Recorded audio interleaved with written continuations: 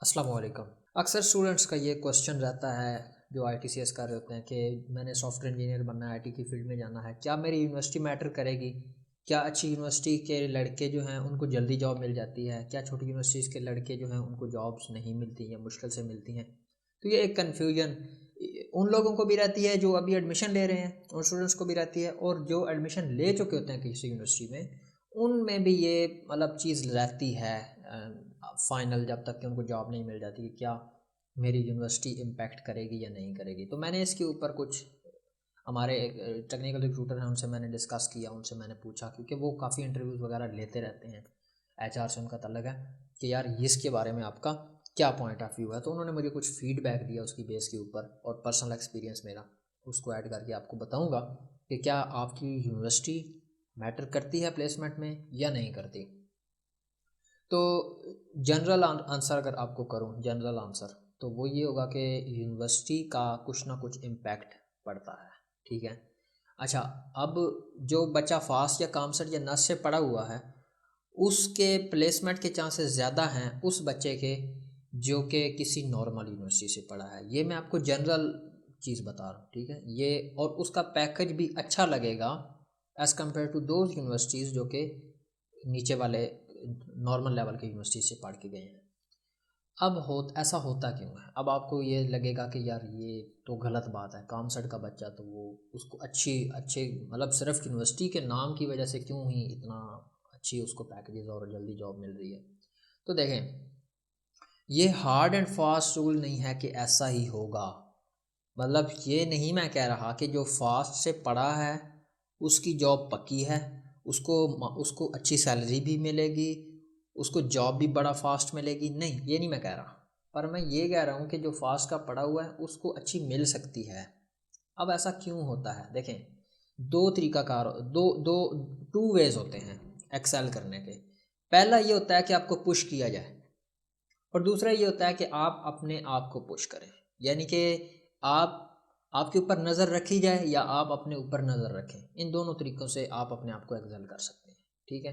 अब होता ये है कि जो ये नॉर्मल यूनिवर्सिटीज़ होती हैं यहाँ पर एक तो फैकल्टी इतनी स्ट्रॉन्ग नहीं होती, दूसरा इनके जो रोड मैप्स होते हैं या जो इनका स्टडी स्ट्रक्चर होता है वो इतना स्ट्रॉन्ग नहीं होता, तो ये इतना स्टूडेंट्स को डिलीवर नहीं कर पाते।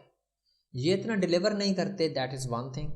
और दूसरा ये इतना चेक एंड बैलेंस नहीं रखते, this is a second thing. इसकी वजह से क्या होता है कि जो स्टूडेंट है वो फ्री हैंड में चला जाता है, यानी कि वो अब सारा कुछ उसके ऊपर आ जाता है। तो ऐसा बच्चा फिर जब डिग्री उसकी कंप्लीट होती है तो वो नॉर्मली ही वो इंडस्ट्री में या इंटरव्यूज़ में इतना अच्छा परफॉर्म नहीं कर पाता।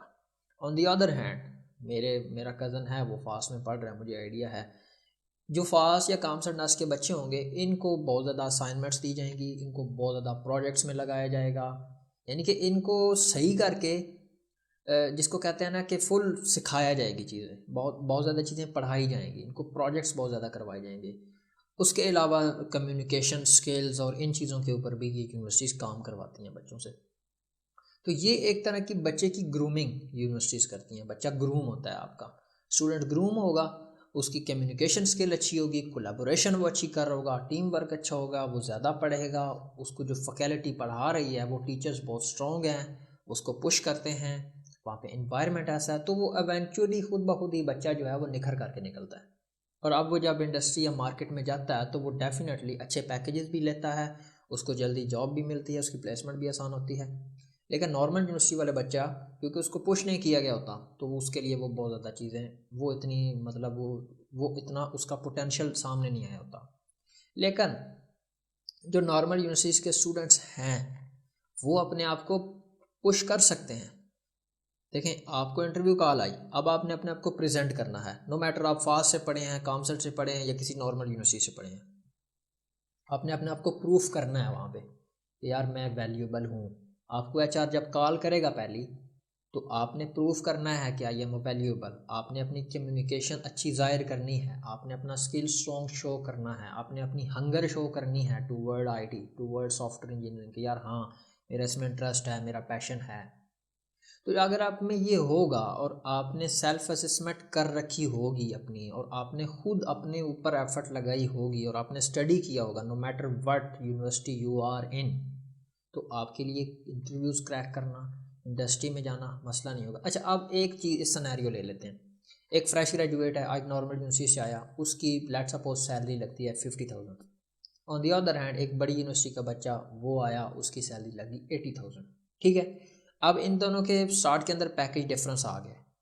अच्छी यूनिवर्सिटी वाला जो बच्चा था उसका पैकेज अच्छा लग गया, और नॉर्मल यूनिवर्सिटी वाले का पैकेज थोड़ा सा कम लगा।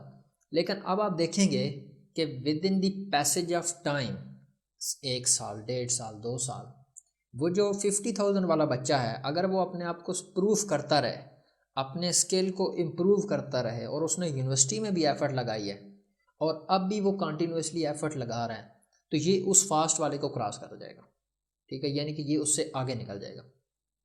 और जो फास्ट वाला है, अगर वो अच्छे पैकेज पे आ गया, अब उसने अपने आप को अप टू डेट रखना, इम्प्रूव। देखें, अब यूनिवर्सिटी साइड पे हो गई है, यूनिवर्सिटी ने आपको जो करवाना था करवा दिया, अब आपके ऊपर है सब कुछ। अब वो भी अपनी असेसमेंट खुद कर रहा है, आप भी अपनी खुद कर रहे हैं। तो अब उसने अब एफर्ट लगाना छोड़ दिया, वो क्या करेगा, वो नीचे जाना शुरू हो जाएगा, उसका ग्राफ नीचे जाना शुरू हो जाएगा, आपका ग्राफ ऊपर जाना शुरू हो जाएगा। ठीक है, तो अब इंडस्ट्री में जब आप आ जाते हैं तो इनिशियल पैकेज डिफरेंस हो सकता है, इनिशियली जॉब अपॉर्चुनिटी उसके लिए ज़्यादा हो, आपके लिए कम हो, ये भी हो सकता है। लेकिन जब एक दफ़ा आप आ गए तो अब आपने अपने आप को प्रूव करना है, और आपने अपने आप को शो करना है, मैं एक डिसेंट पैकेज ले रहा हूँ। और आप यकीन माने, मैं ना फास्ट से पढ़ा हूँ, ना कामसेट से पढ़ा हूँ, ना नस से पढ़ा हूँ, ना मैं किसी और वेल रेप्यूटेड आईटी यूनिवर्सिटी से पढ़ा हूँ। मैं एक ऐसी यूनिवर्सिटी से पढ़ा हूँ जिसका आईटी में कोई ख़ास नाम नहीं है, that is a good university. लेकिन आईटी के सेक्टर के अंदर मैं अगर कहूँ कि यार आईटी में उसका कोई नाम है या उसका कोई तूती बोलता है, तो ऐसी कोई बात नहीं है। That was a normal university.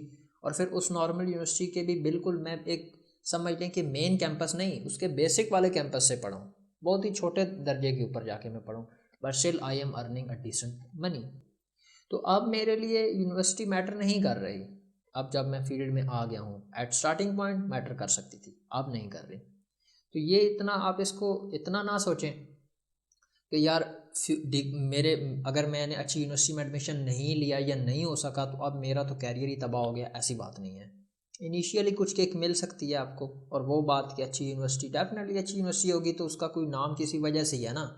वो या तो अच्छा पढ़ा रही है, उसकी फैकल्टी अच्छी है, उसके वो स्टूडेंट्स को ग्रूम करती है, तो कुछ चीज़ों की वजह से वो अच्छी है। तो जब अच्छी है तो ये डेफिनेटली फिर टेक्निकल रिक्रूटर्स भी इस चीज़ को देखते हैं कि यार एक फास्ट का बच्चा है अगर, तो वो एक्सपेक्ट करते हैं कि यार ये ग्रूम्ड होगा, वेल ग्रूम्ड होगा। तो यार इस सेंस में ये यूनिवर्सिटी वगैरह कुछ ना कुछ मैटर करती है।